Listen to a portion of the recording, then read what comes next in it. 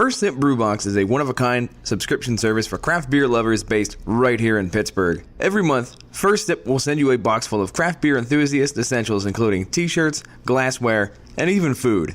Right now, our friends at First Sip Brew Box have an offer for you. Just sign up for a 3-month subscription and get your 4th month free. Just enter the code HOPUSA when you sign up at firstsipbrewbox.com. That's HOPUSA at checkout to get your 4th month free at firstsipbrewbox.com. Woe to you, O earth and sea. It's the Hop Nation USA Podcast.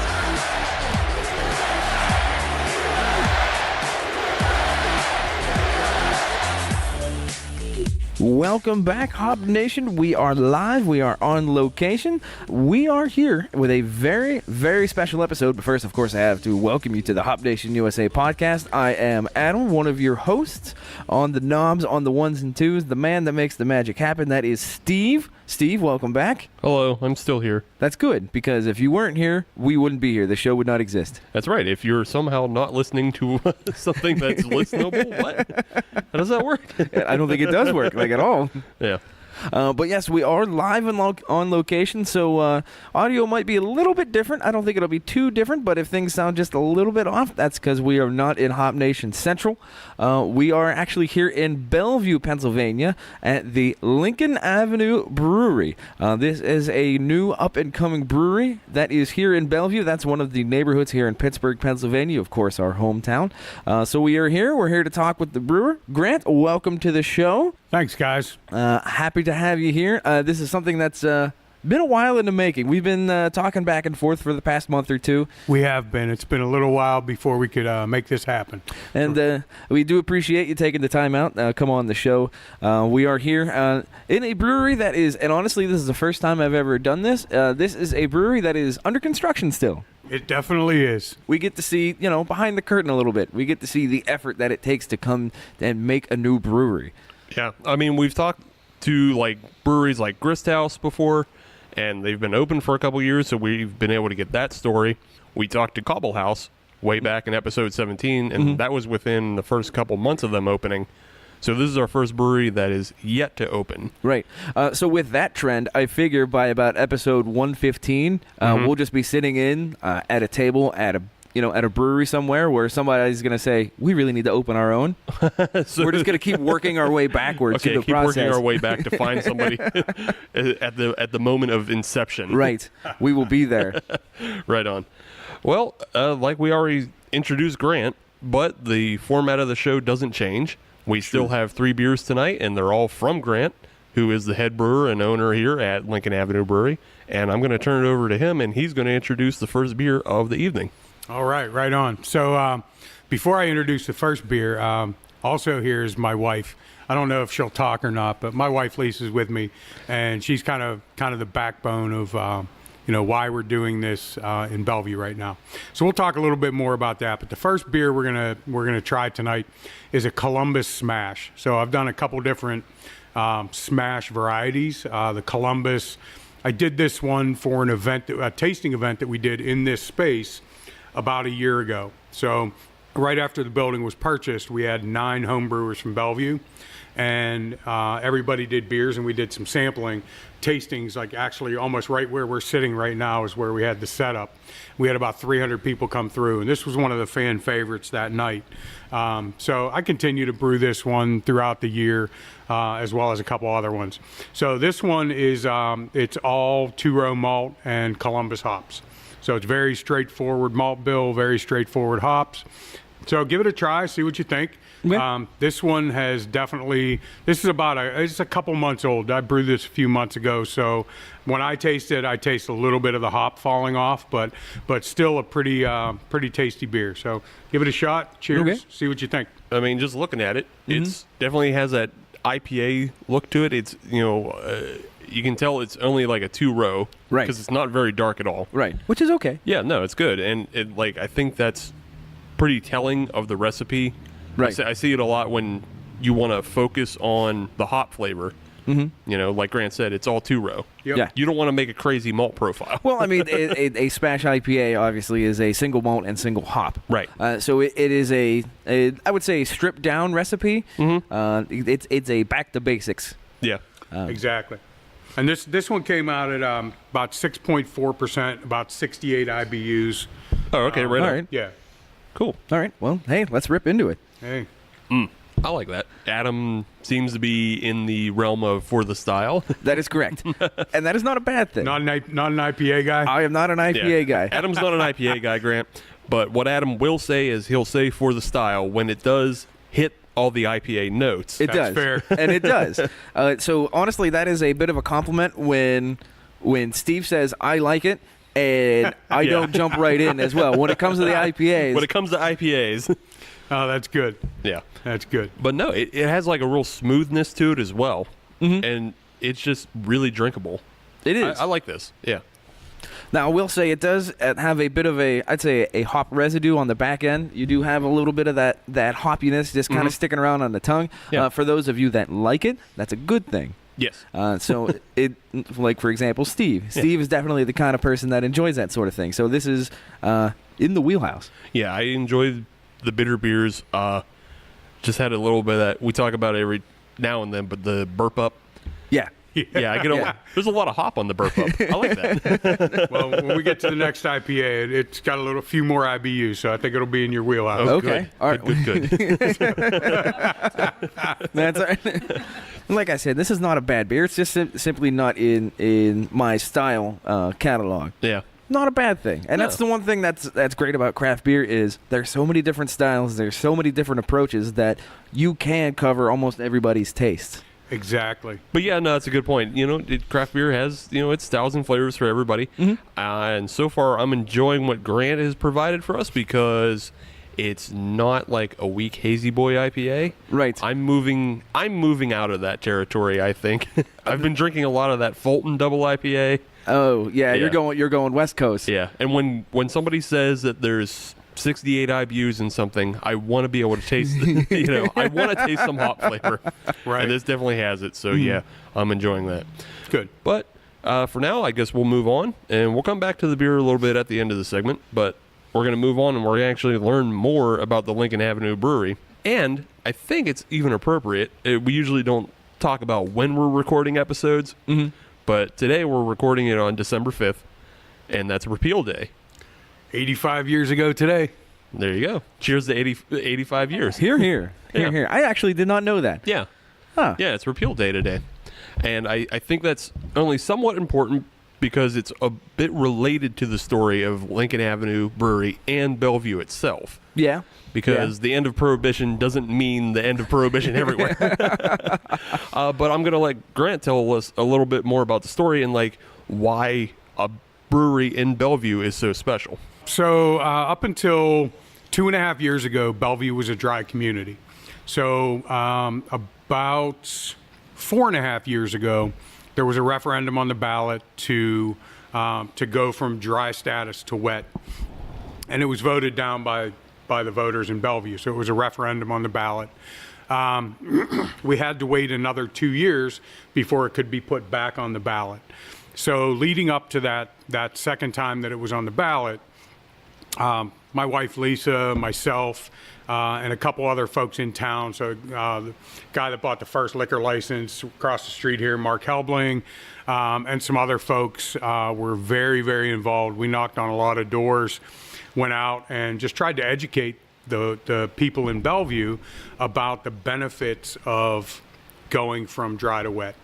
And we actually worked with, there were a couple of us that worked with a community development corporation over in Lawrenceville to kind of learn how they approached not having nuisance bars on every corner. That was the big fear. That was the negative energy that was in Bellevue about changing from dry to wet, was that we were going to have a bar on every corner, and there were going to be drunk people walking down the middle of Lincoln Avenue.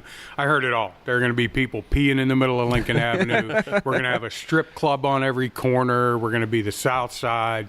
So we really did our homework and really learned what the benefit was and how we could avoid having nuisance bars. So fast forward to after it was voted on by the public and we went from dry to wet, for the first almost 2 years, in fact, a little over 2 years, only one of the 2 liquor licenses that we could get in Bellevue was opened. Okay. The second one just opened at Revival, which is a new restaurant down the street. It just opened in November. So, so it was a long journey and a lot of people involved in it. But through education and, just letting people, people saw that, we had some restaurants in Bellevue and they left. Vivo, which is down in Sewickley, started out right across the street here. And he left because he couldn't get a liquor license. Other restaurants were looking to come to Bellevue, but they couldn't get a liquor license, so it just wasn't feasible. I will admit there has been multiple times where, and I hate to say it this way, but Bellevue has kind of been a forgotten community in that regard. Yes. It never comes up in terms of Pittsburgh neighborhoods of places to go, in terms of restaurants or storefronts or anything like that. Simply because from my perspective, there was never any sort of draw that way. Nothing said go to Bellevue and then hey, what else is there? Right. And we're starting to see a lot of that. We're starting to see younger families moving into Bellevue. A lot of houses that were once chopped up into 2 or 3 apartments are being converted. They're being flipped back into single-family homes. So we're seeing a lot more activity in Bellevue right now. And the other nice thing is, and I will admit I haven't been to Bellevue in quite some time. I came up the hill here and then came onto the main drag, and all of a sudden, oh, hey, this is a nice main street. It's kind of got that small town feel to it a little bit. Yeah, it's got all the Christmas lights up and everything like that. Right, exactly. It felt very like a tight knit community kind of feel to it, and that was just driving down 1 block on the main street. Yeah, there's been a lot. We've done a lot of revitalizing the main street. So new sidewalks, new crosswalks, new lights. If you go down 4 more blocks, you'll see the old Lincoln Avenue. Okay. With without the updates. But even still, I mean, it's being part of this community and revitalizing things that way. It's looking nice. So yeah, I've been in and out a little bit. So, speaking of people moving in, I know our friend Jason Sircone. Yes. Yeah, he's actually just moved into town. Well, moving. I don't know if he's here yet or not. But he's moving into the area, so he'll be happy to know he has a brewery to come to. Well, I'm sure we'll see him here opening night.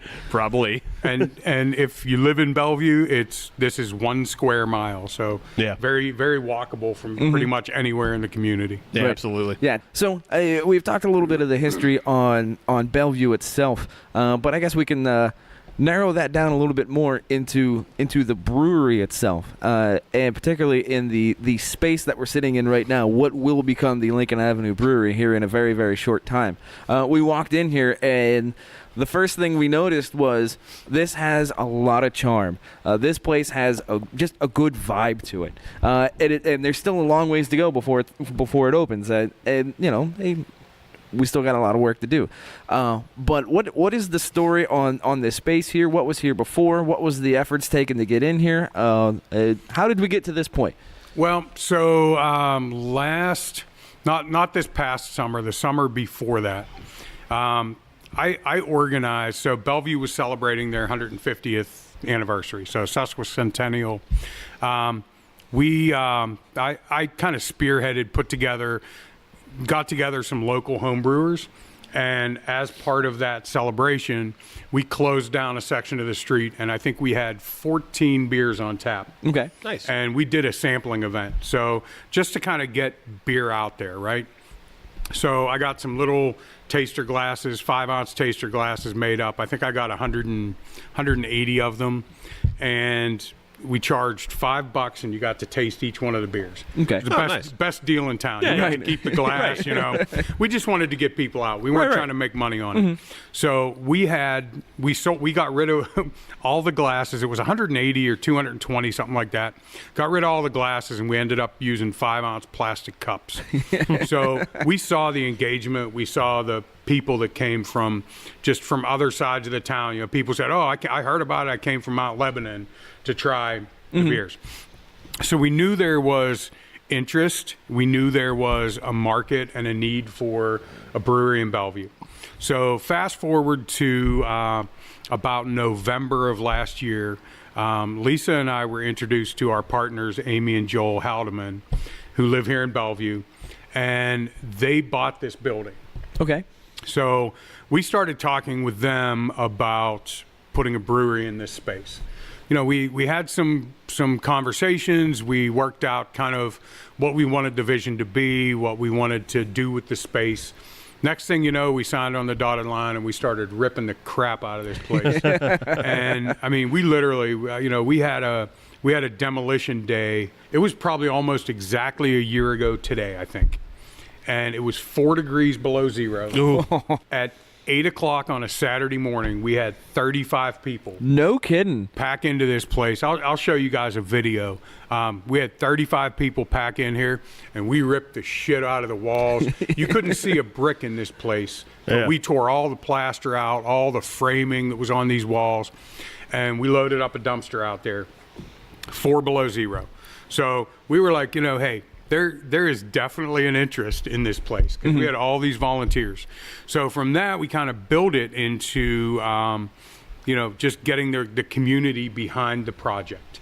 And to date, we've logged well in excess of 500 volunteer hours. Oh, that's fantastic. We're rapidly approaching 600 volunteer hours. And in return for those volunteer hours, people are getting paid in beer. I like That's that. a good payment. Yeah, you know, beer's a big motivator. So you know, when you match the walkability of this place with the folks that live here, and then you say, hey, I'm going to pay you in beer. Yeah. They're like, hell, I can walk there on a Saturday morning and volunteer 3 hours. The way we structured it is that anybody who volunteers 20 hours is going to get a stainless steel growler and 18 growler fills. Nice. Oh, that's fantastic. Now they're going to get them one a month. Yeah. After we open, but you know that's pretty lucrative. Yeah. I'd say so. For coming in swinging a hammer and you know Where do we sign up? online. Go to our Facebook page, send us your email address, and we'll get you on the list. Okay. There you go. Yeah. And that's for Solid. anybody who's listening, really. Right. Yeah. Yeah, you know what? I really like that too, because you're talking about how the community is coming in and they're showing their interest in this place. And I feel like as we're moving towards hyper localization, really, with breweries, every little town and community, and Pittsburgh has a bunch of them. Oh, yeah. Everybody wants a walkable bar. Not everybody wants to drive all the way down to Southern Tier, or you know, Or go down to Lawrenceville or go to Millvale. or go to Hitchhiker, or you know, Right. like if you just want somewhere you can walk to after work, you know, and have a beer or two. You want a little brewery in your town like Right. that. And not that those are bad options. No, Hitchhiker's not a bad option. No. I'm not saying No, definitely not. I'm not saying that. I'm just saying I'm Andy, they're not saying your beer's bad. absolutely never would. No. Can't do it. Can't do it. But no, just like I know how lazy I am. I brought my beer in a Hitchhiker growler. He sure did. Yeah, it's just like I know personally I'm lazy, so I don't want to go that far for beer all the time. So you Right, just go a short distance for good beer. Exactly. Right. There's a lot to be said for the walkability of it. And, you know, I think tying the volunteer and the community piece back into it, so many people are bought into this space. They're going to walk in here with their friends and their family, and they're going to say, you know what? I cleaned the plaster off of those bricks. Yeah. I framed that, or I built that frame, or I hung that sconce, or whatever it is. Yeah. I did that. And Yeah, they're going to people tell their love that, friends, too. that's Yeah. bragging rights, you know? I built those steps. So, yeah, we have a lot of people that are really bought into this space and continue to come back. We have people that are well over 20 hours, but they still want to keep coming back. Right. And we're still giving them more growlers. Well, yeah. You know? But hey, that's awesome. You know, that really tells you that people want this place to succeed, and they want this place here. So yeah, Yep. that's great. Well, I mean, that's why we're here. Right. Well, You know, yeah. we want you to succeed. Yeah. we want more. We want more breweries towards the west because that's where we live. So, Right. Yeah. Right now we have Cobble House and Abjuration. We could use a couple more. Right. In Helicon. Yeah. You can't forget Aurochs either. Or Aurochs. Yeah. Right. Award-winning beer, by the way. Award-winning Aurochs. Yep. But yeah, it's more on the west side. Gluten-free's a niche. Yeah. Yep. And they do it very well. It's a Yes, niche. they do. The one thing, because we were there a couple episodes ago, and the one thing we can always say about them is it's just good beer. It's not good gluten-free beer. Right. It's Because just- we've had bad gluten-free beer before. There is such a thing. Yeah. Yep. But they do it well. Yeah, they absolutely do. So, Grant, it seems like you're getting a lot of help, and people are coming by and just kind of really investing their time into the brewery. Has there been any challenges that stick out to you as like hurdles that have been really big to get over? Wow, how much time do we have? Show's an hour and a half. I edit it. If we get too much, I'll make a bonus episode. Okay, awesome. I got to be at work by 7 tomorrow morning. So Okay, that's fair. Yeah, there's been a ton of challenges, and I would say that going into this whole process, the one thing that we heard from everybody, the biggest challenge was by far the least challenging, and that was permitting. okay. So the TTB brewer's note and the LCB licensing, I had those in hand in April, Oh, okay. and I started in February. So 90 days, maybe closer, between 90 and 120 days, it took me to have all the permitting in hand. Nice. We were told, oh man, it's going to take at least a year to get all the Yeah. permits. That was the easiest part. Really the challenges I think that we've had are, if you look at the space. So I kind of told you guys when you came in, this was actually 3 separate storefronts. So getting what the layout was going to look like was really challenging. Our architect, who happens to be a very close friend of ours, he spent hours and hours in here just kind of conceptualizing what we could do and how we could do it. That was one of the biggest pieces that we found challenging. And then secondly was plumbing and electric in a 120-year-old building yeah. Yeah. is a bear. It's a bear, let me tell you. And that's one of the reasons why we're 3 to 4 months behind where we wanted to be. Because plumbers got in here and they're like, yeah, this isn't going to work. We're going to have to do something different. Electrician, you can see behind you, we're putting a new 400 amp service in here. We weren't anticipating that. 400 amps, Yeah, money. it's expensive to put in. So, some of those things, just the joys of an old building were a challenge. As far as challenges go, that's about it from an overall perspective.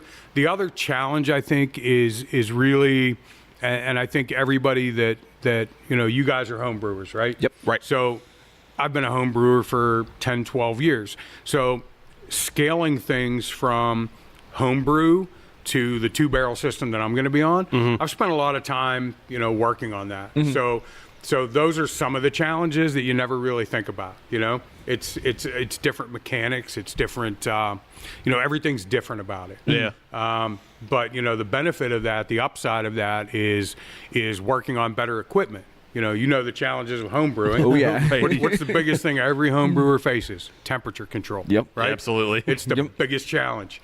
Yeah, I've you're no spent- longer working on a turkey burner. Exactly. Where the propane tank runs out halfway through the boil. Right, exactly. So, those are some of the things that have been a little bit challenging. But, overall, it's super exciting, and, we're just so amped up and ready to go. I just want to get my equipment in and start brewing. Yeah. Tomorrow. It's not happening. Look around. I wish there was a visual, because you guys wouldn't believe where we're sitting right now. I say just looking at the space that we're in right now. I mean, you can't buy this kind of ambiance. You can't buy this kind of charm. Right. Yeah. I mean, it just has to be this old building feeling. You guys have that just in absolute aces here. I Yep. love it. Yeah, it's a lot better than somebody who would just throw Edison lights in, an industry public house. Right, exactly. Right. This is the real legit 100+ old building. It's got original brickwork all through it. The ceiling has that interesting tile to it. Yep. Yeah, it has. You can see, even though everything's a work in progress right now, you can see how this is going to be a really nice place to come Yep, and have exactly. have a beer at. Or 2. Or 5. Or, yeah. Whatever. Well, and there's one other real quick thing I'll throw in there because we haven't touched on this yet, but we're also going to have food. Oh, really? Yeah, we're gonna have a very small menu of really just kick-ass sandwiches, salads, everything fresh, as local as we can get. Everything done in-house. That's right awesome. on. Yeah. Okay. It's going to be a really, really quality menu, but very small and seasonal. But yeah, we're gonna have food. Oh, That's cool. awesome. Great. Yeah. Yeah, I didn't even know that. That's, Yeah. That's absolute news. That's Yeah, awesome. So the reason I said that is you can come and have a beer or 2 and a sandwich. I like it. Yeah. I'm in the Sandos. Yeah. There you go. Yeah, that sounds like a good Saturday afternoon. I'm down. Yep. We'll get there eventually. Yep. But first, we're going to come back to the Columbus Smash that was brewed by Grant. Kind of. Kind of. Yeah, well, yeah, because all the glasses are empty. Well, yeah. We're coming back to it to talk about it. Right. There's plenty left. There's more. There's plenty left in the growler. But I mean, that says it all right there. The fact that all the glasses are empty. Yes. Just through this one segment. Yes, we Even my wife's glass is empty. Adam, I'll let you final thoughts first on it. Well, you know how I'm going to start it out. Yeah. For the style. No, this is a good beer. As we've discussed on this episode, on previous episodes, it'll be on a T-shirt soon, I'm sure. But for the style, no, this is a good beer. I could see somebody that appreciates the style of beer is really going to like it. It's a drinker. Yeah, I was totally down for it. And, Grant's already said that he's going to continue doing the smash style with other hops. So I'd be interested in trying those as well. Yeah. But I think it's a really classic style as well. And you have to have that. You have to have those classic styles down. Yeah. And I like I already said, I'm getting old and I want to go back to classic styles. I want West Coast IPAs. I want things like that. Yep. I'm with you. Yeah. All right. Well, we're going to take a quick break and we're going to come back with segment 2, another beer, and we're going to learn more about Grant as a brewer himself. Check this out. There's a Seattle company called Devore that enables discovery of new and exciting beers and breweries. Devore gets the best independent beer from literally around the world. Denmark, New Zealand, Belgium, and of course everywhere in the US. The app is incredibly simple to use to get some ridiculously good beers delivered right to your door. And right now, anyone who signs up with the code HOPNATION can save $10 off their order of over $25. That's TAVOUR.com,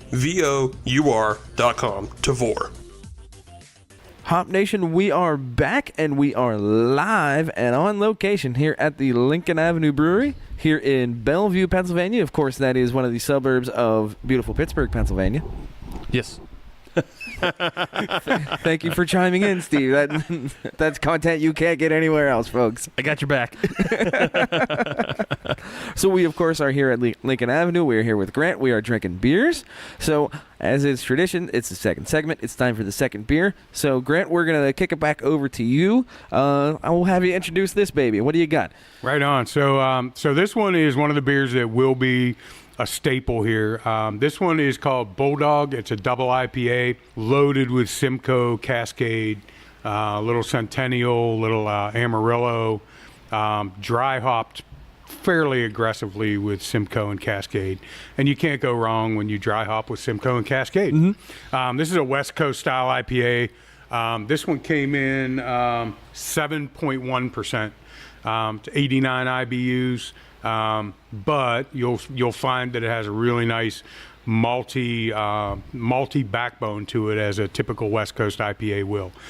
So not quite as aggressive a hop characteristic as a New England IPA, but definitely the IBUs are there, clocking in at about 989. Right. So give that one a little whiff. You definitely get a little bit of a piney note to it. Oh, yeah, for sure. And Oh give my. Give it a little sip. Oh, my. Oh, my for you. Ooh, boy, Yeah. for me. This is a very smooth, very drinkable.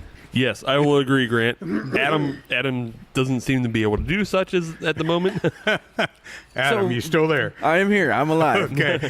So That is, you say it's not that hop aggressive, but I find it I actually find it a little bit aggressive, but I like that. Here's what I found, because the first sip I took, like the first half of the sip, everything seemed fine. It had that good maltiness to it, and all of a sudden the hoppiness just sprung up at you.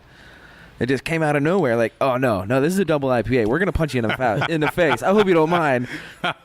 It really does kind of explode with a bit of pininess, and I like that a lot. This is solid. Yeah, That's why it's called Bulldog. It bites you. oh yeah, that's a no doubter. It'll bite you.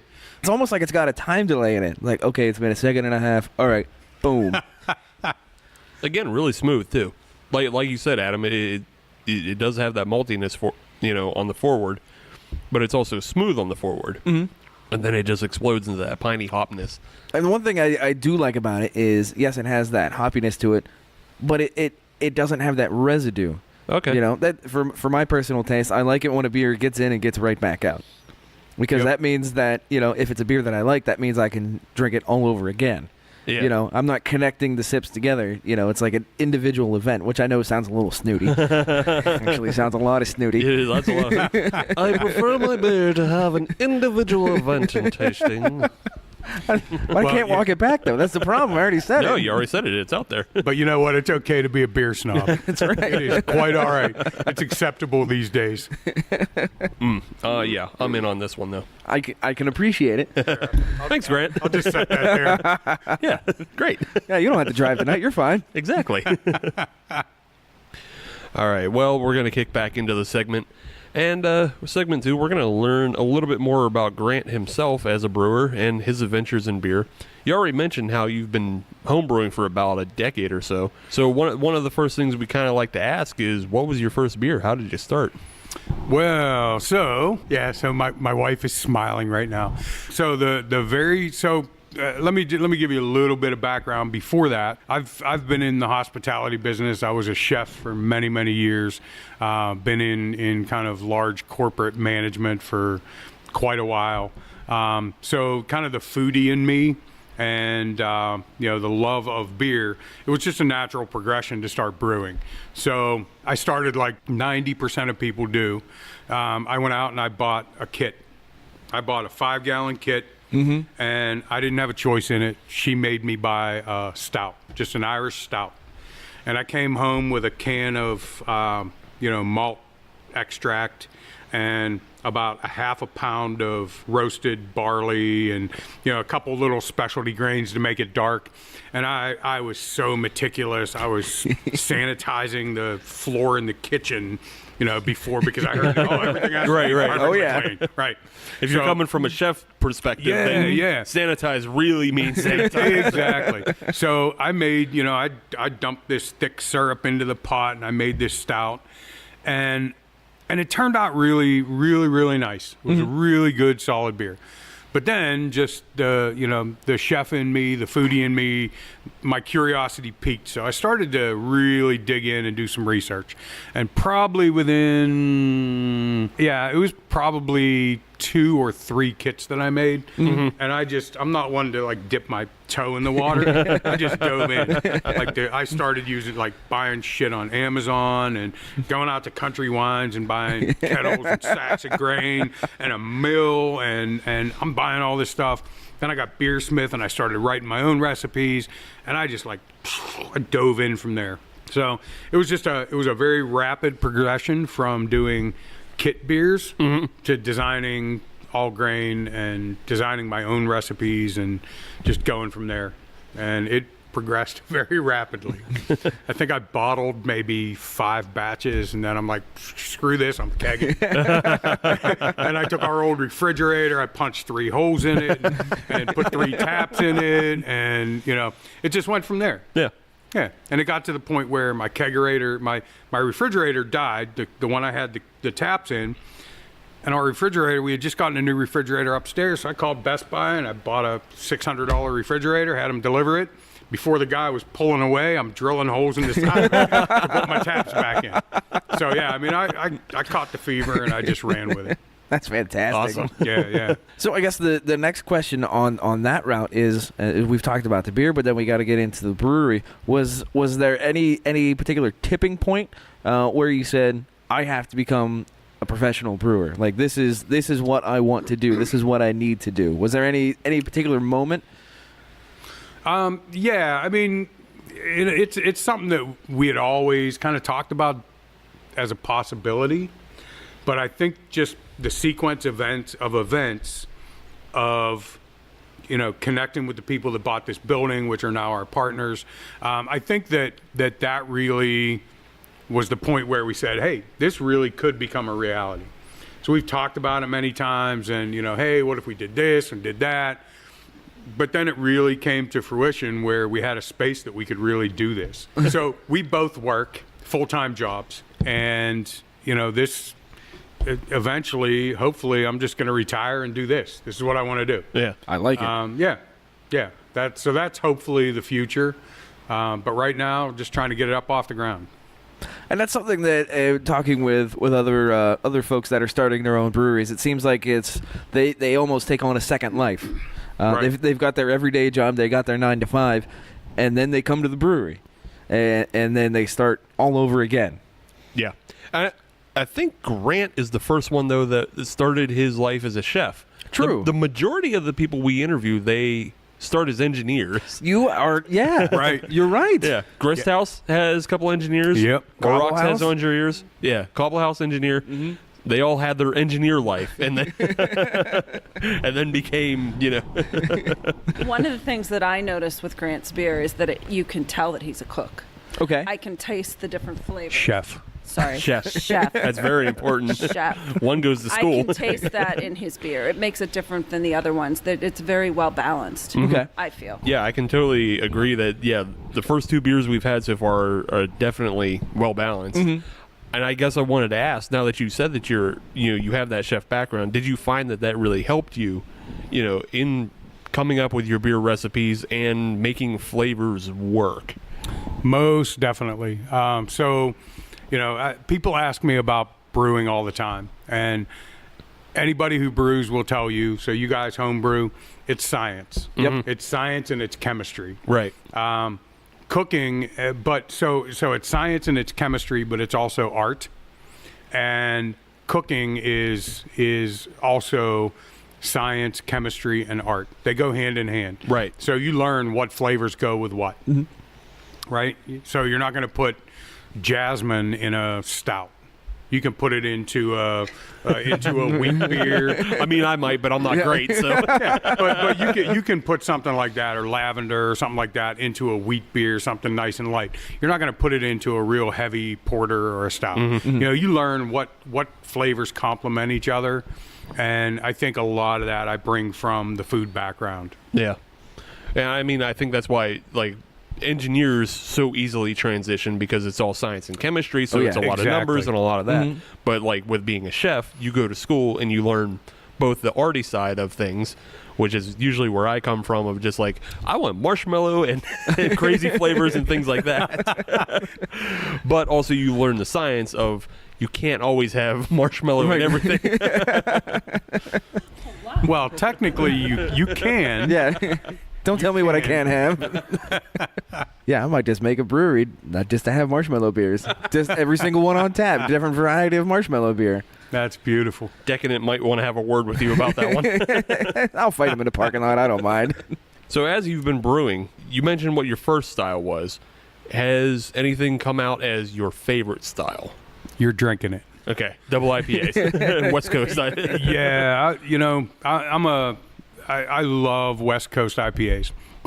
Lisa and I have been out to San Diego for Beer Week a couple times, and let me tell you, put it on your bucket list. It's the first week in November every year. Not to mention great beer, but you're in freaking San Diego. So yeah, in November. Right. Checking a lot of boxes. Yeah, but you get out there and Stone is out there, and there's just so many great breweries out there, and the West Coast style IPAs are hands down one of my favorite styles. Hey, I'll agree. Yeah. So I guess that brings another question to mind. With the brewery itself, is there any particular direction you want to take the brewery in terms of styles, besides obviously just well-crafted beers? But Because I know there's some breweries in Pittsburgh that kind of have a niche. They kind of have a direction they're going. Is there anything in mind for Lincoln Avenue or just good beers? So I guess the best way, and I've been asked this question a bunch of times, I would say that there is, I will definitely not be a place where there's a lot of one style of beer. Thank God. There's going to be a wide variety. So I definitely will have a couple IPAs, but there will be a couple lagers and porters and stouts and lions and tigers and bears. Oh my! There will be a lot of variety. So I do a really nice black IPA, rye IPA.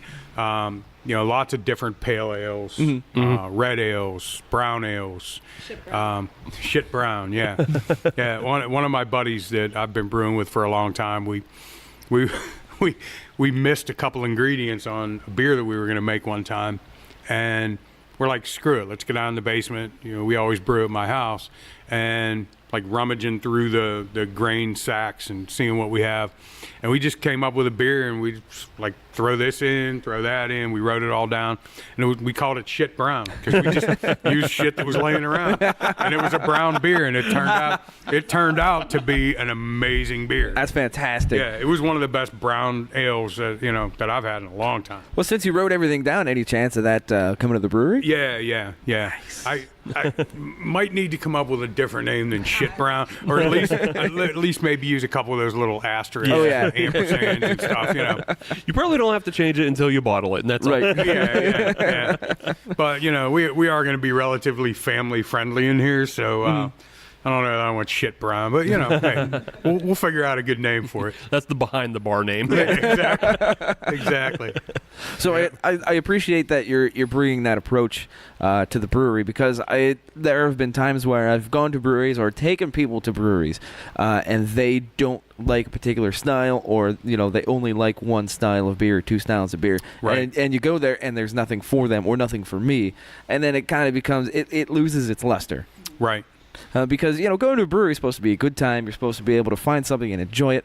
But if there's a style that they concentrate on and that's not something you enjoy, what's the point?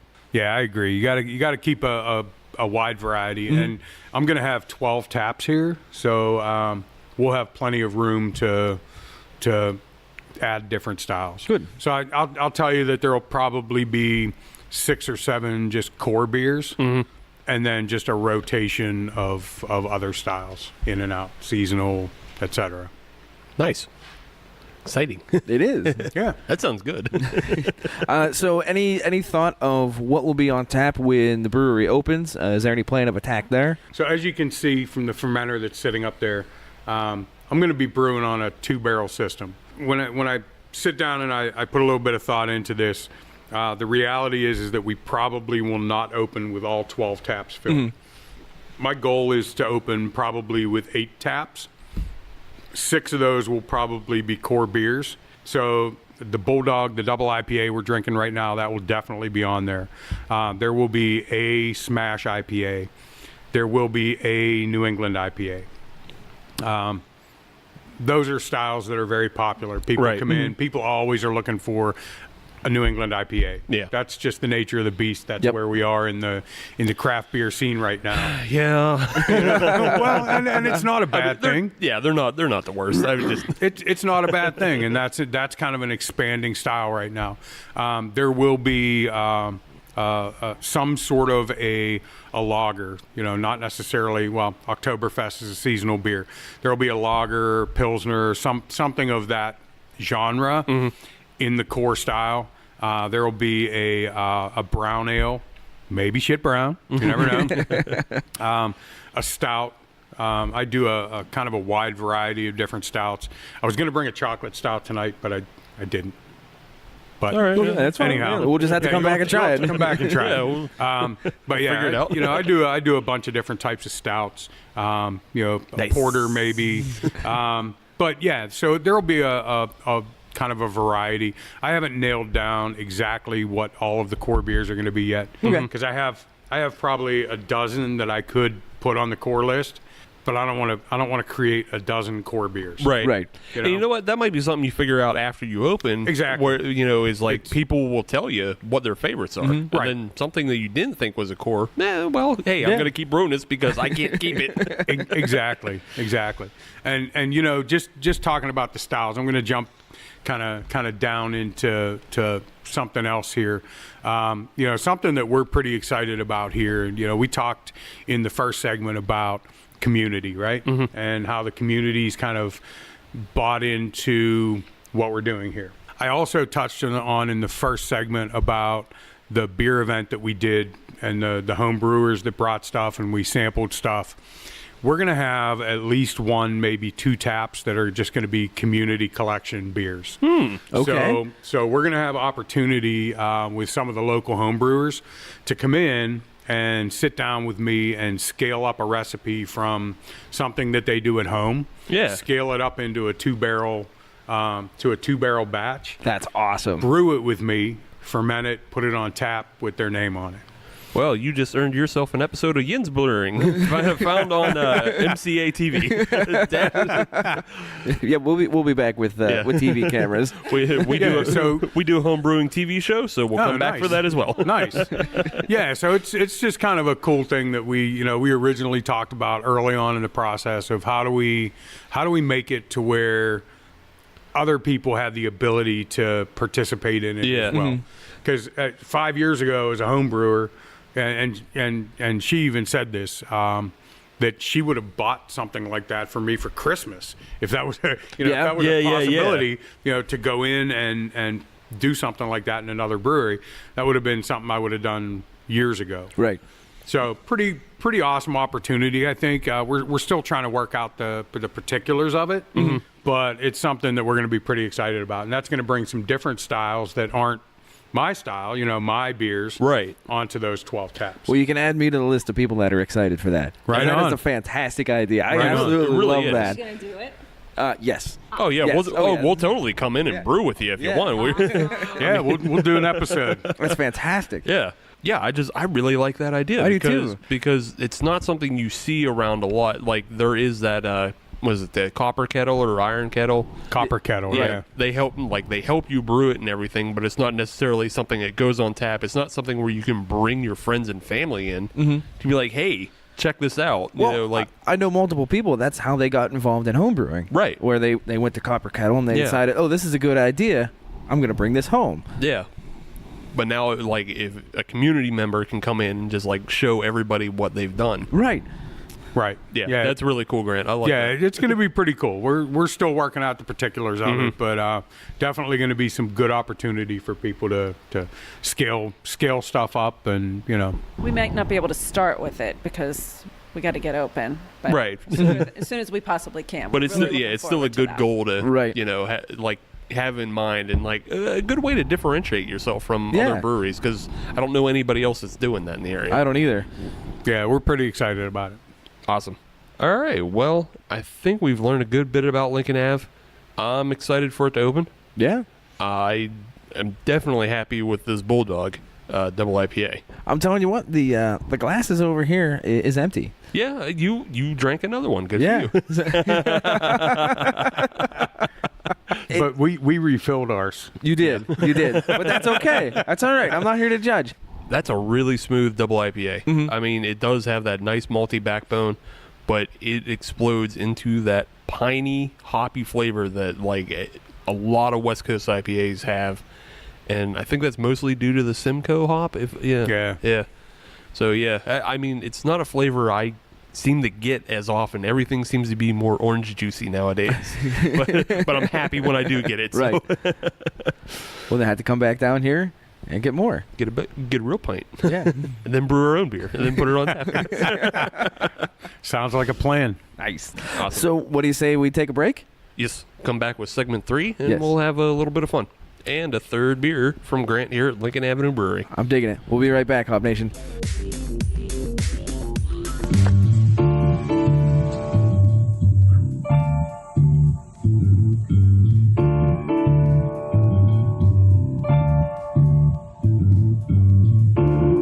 Do you enjoy entertainment? Have you wasted money or time not knowing what to expect? Well, look no further.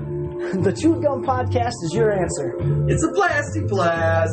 We are the Gruesome Twosome, and Seamus and Luke. We find the latest entertainment and give you our views and hopefully save you time and money. So come listen to the Gruesome Twosome and chew up recent entertainment. Who's listening to you, dummies?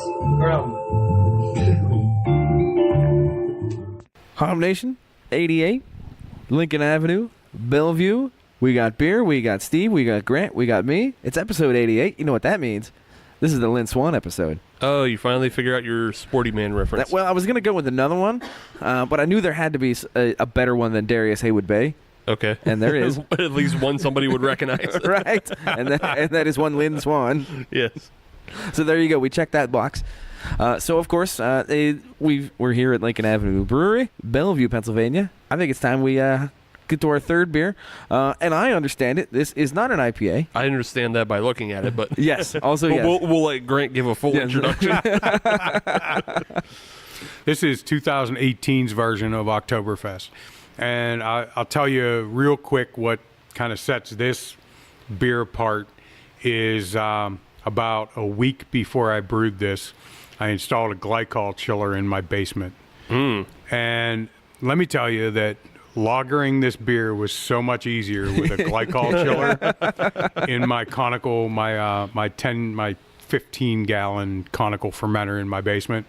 With a glycol chiller and a thermostat control, so much easier to lager this beer. So this one, I tapped this yesterday, probably about 8 o'clock last night, and I was quite pleased with it. So it's a really, really malty Oktoberfest, lagered for about 5 weeks. Give it a sip. Tell me what you think. I mean, just looking at it right off the bat, it's pretty picturesque for an Oktoberfest. Mm-hmm. I think if we took the taster with the beer in it with the logo here. Yeah. I mean, yeah, that looks nice. That looks right. Yeah, it's got that nice copper, and it's very clean and clear. Mm-hmm. Let's make this happen. Yep, I'm in. I'm in. I like that maltiness. I like the flavor of it. Yeah, I'm in. I like it. You good? Oh, I'm good. I'm very good. Well, here, I'll set this one beside you.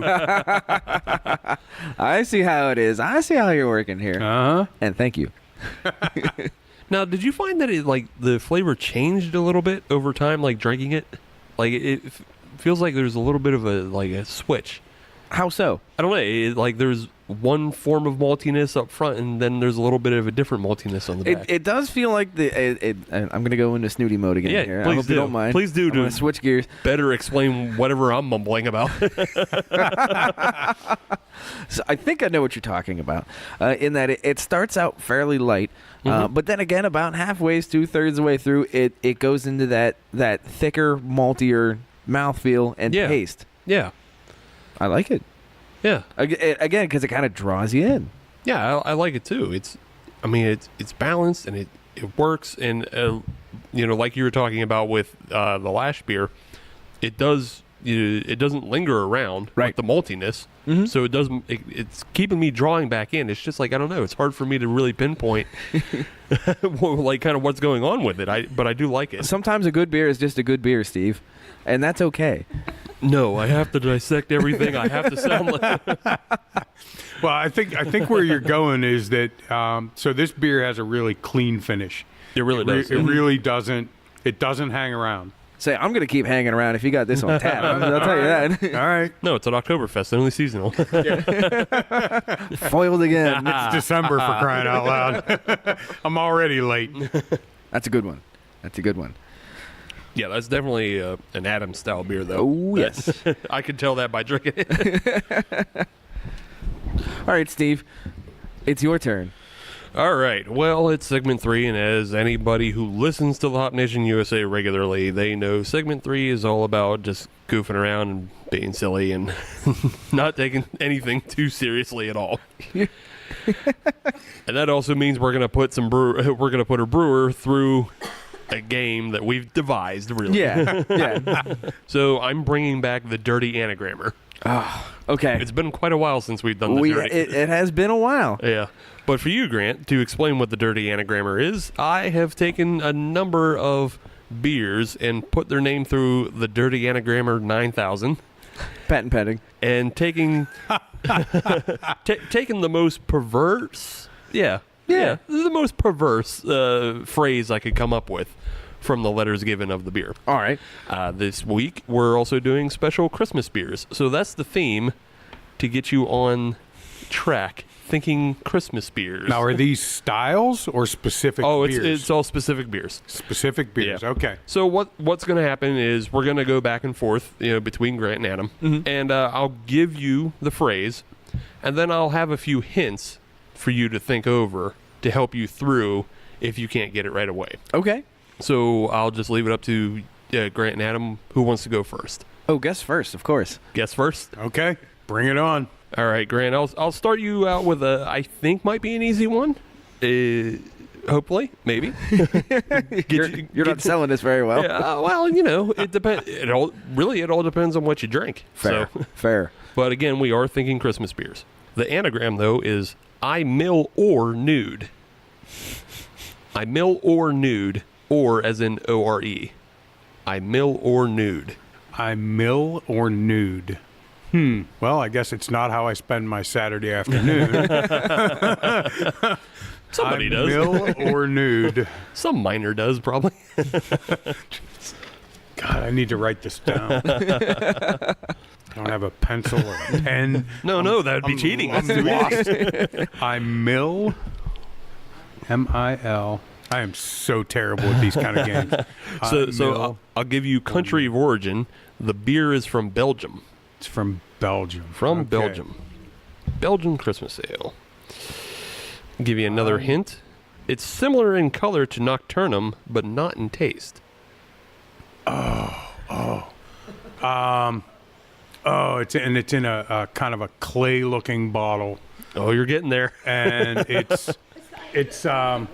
has an elephant on the. You're getting there. Oh my God! I bought this for my daughter for Christmas last year. It's Noel. It's got Noel in the name. So close. It is. I wanted to say like Joyous Noel, but it's not. I mill or nude. Oh Jesus! Let me know when I can steal. Oh, you can't steal. Oh, no. He's way too close. Oh my God! It's something Noel. Yeah. Oh my God! I'm drawing a blank. I can describe the bottle to you. It's a You've got clay it. bottle. You're right there. Oh, You're at the got one a letter pink line. elephant. Yeah, you got it all. All but the name. I got Noel. You're so close, and Adam would get it too easy. I can't let All Adam right, have that's the fair. point.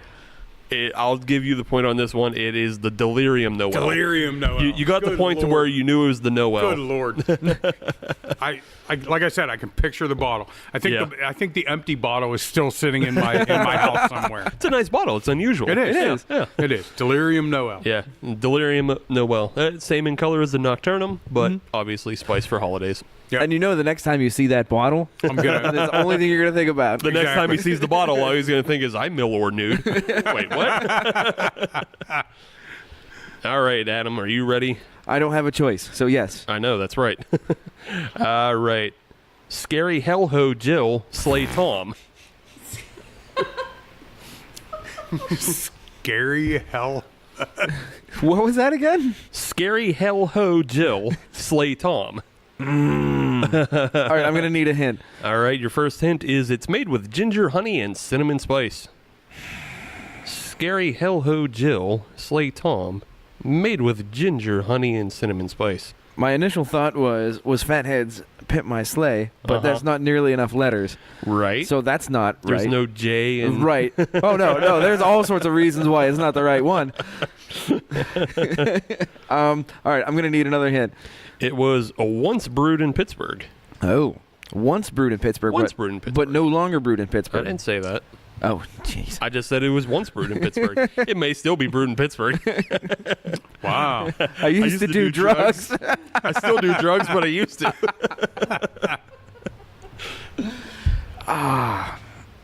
Okay, what was the anagram again?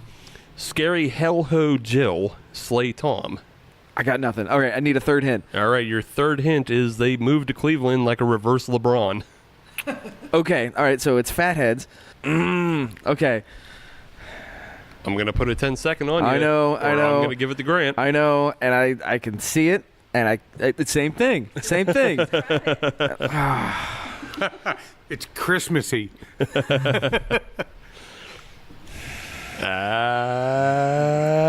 Time's up. What do you got, Grant? Go for it. Holly Jolly. It is the Holly Jolly Christmas Ale. Okay. The Holly Jolly Christmas Ale by Fathead. Yeah.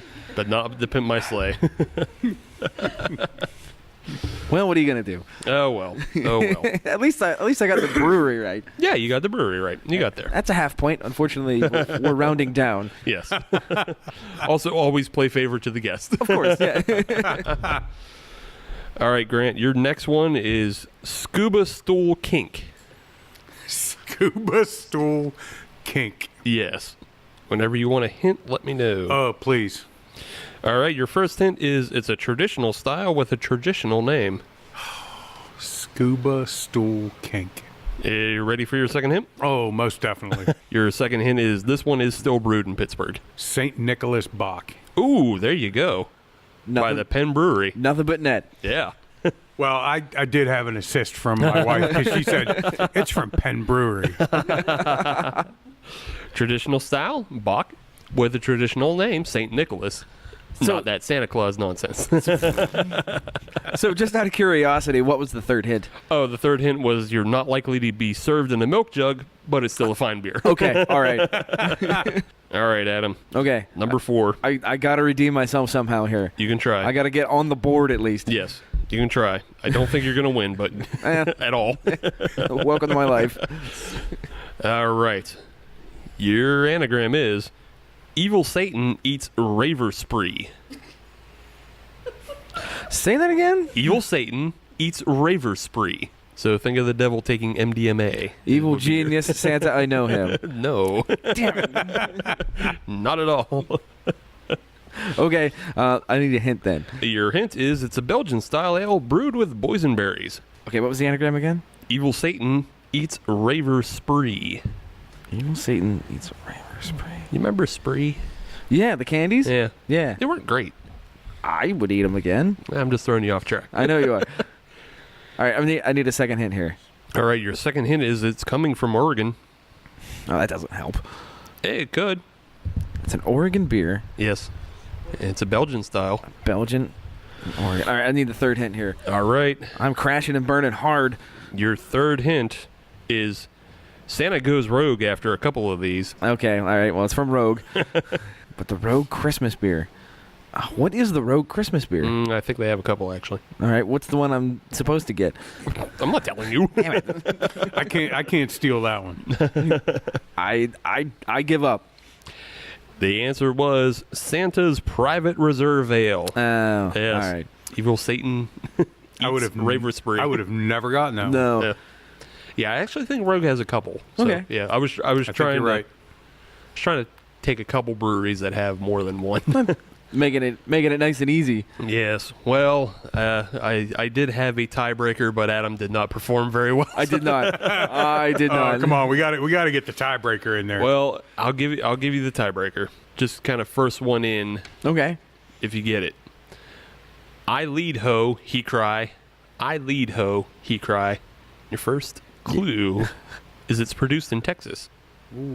I lead ho, he cry. Yes. It's produced in Texas. Produced in Texas. What part of Texas?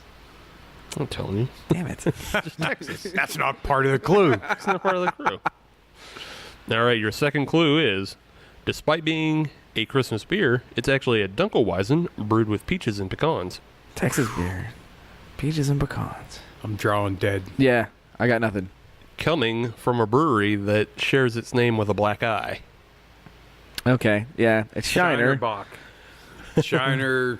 I don't know what their Christmas beer is. I don't either. It is the Shiner Holiday Cheer. Oh, shit. The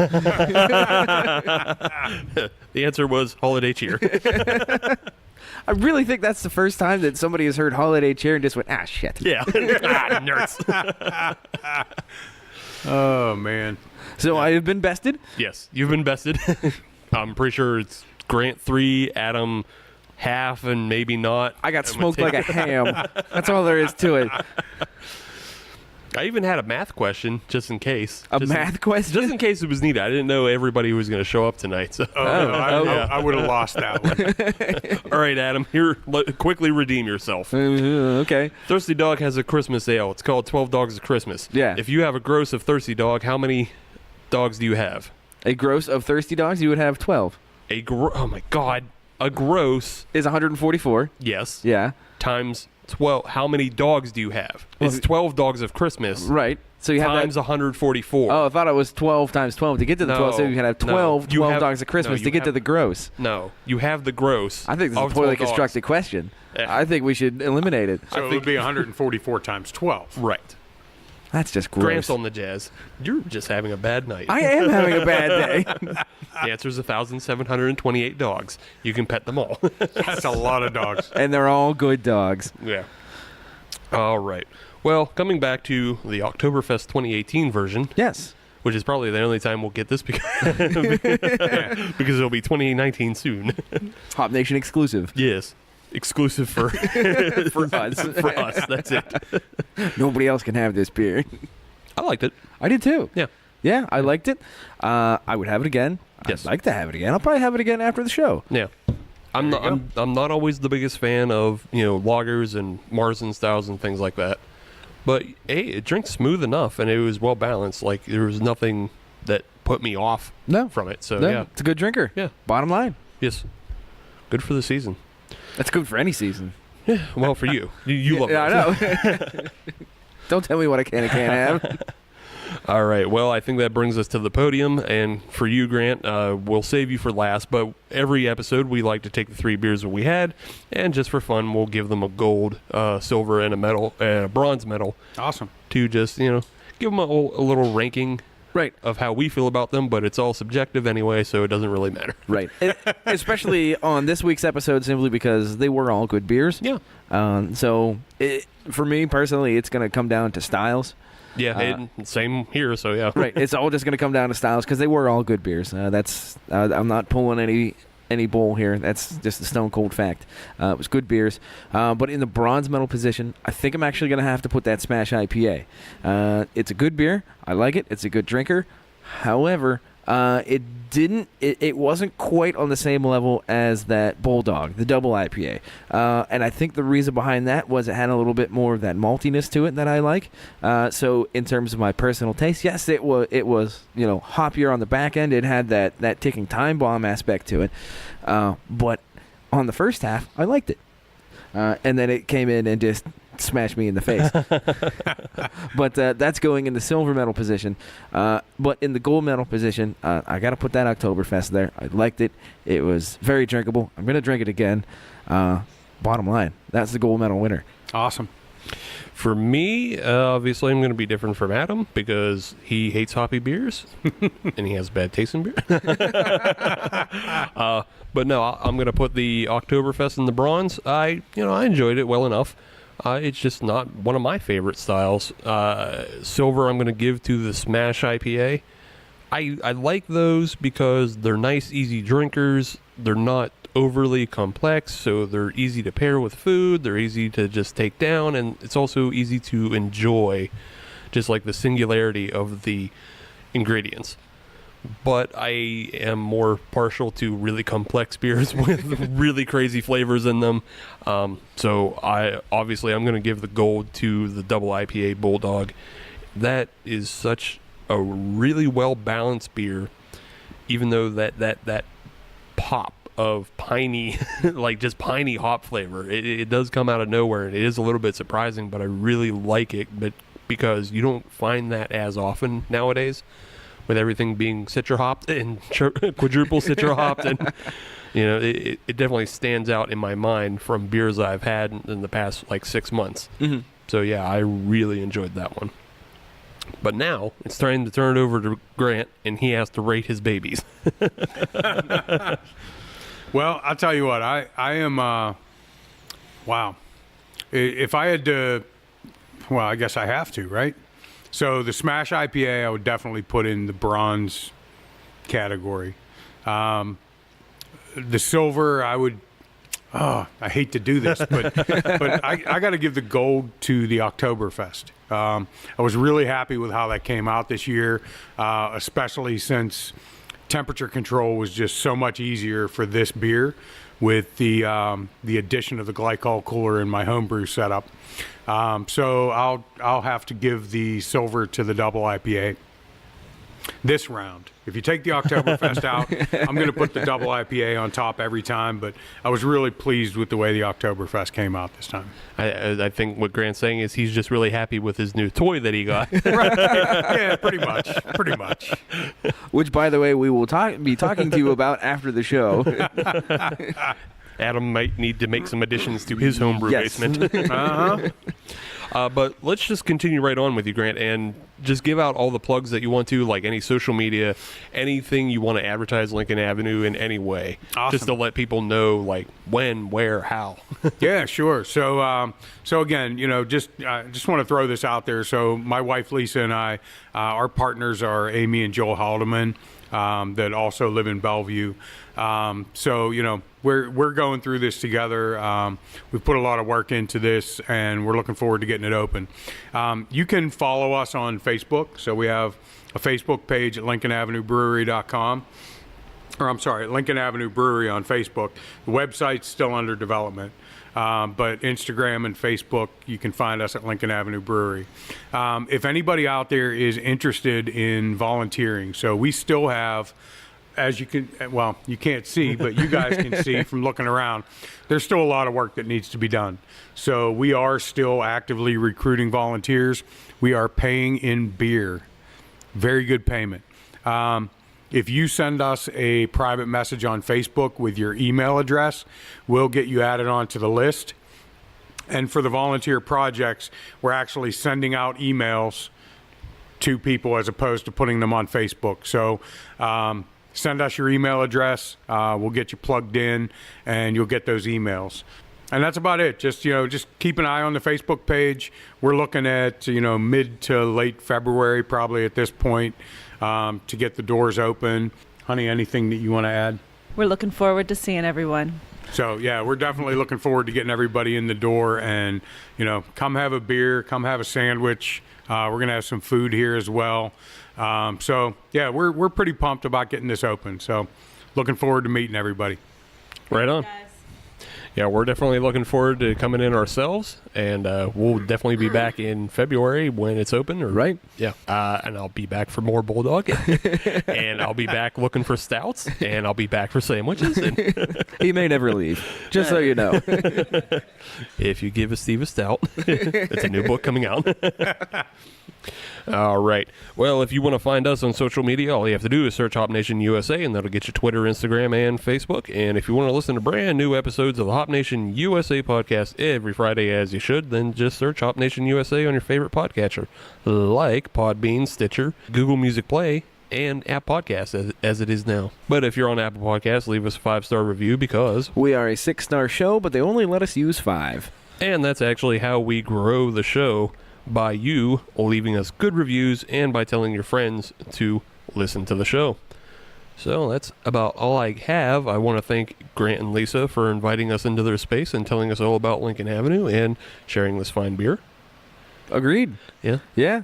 Do you have anything else for episode 88, Adam? No, the only thing is I can't wait until this place opens up. My intentions are to be here opening night, and I think we might have to come back for another episode here. Sure. Well, yeah, once, we get more beer, and then it'll be open, and maybe we can have some homebrewers, maybe we can have the homebrew TV show here. A lot of things.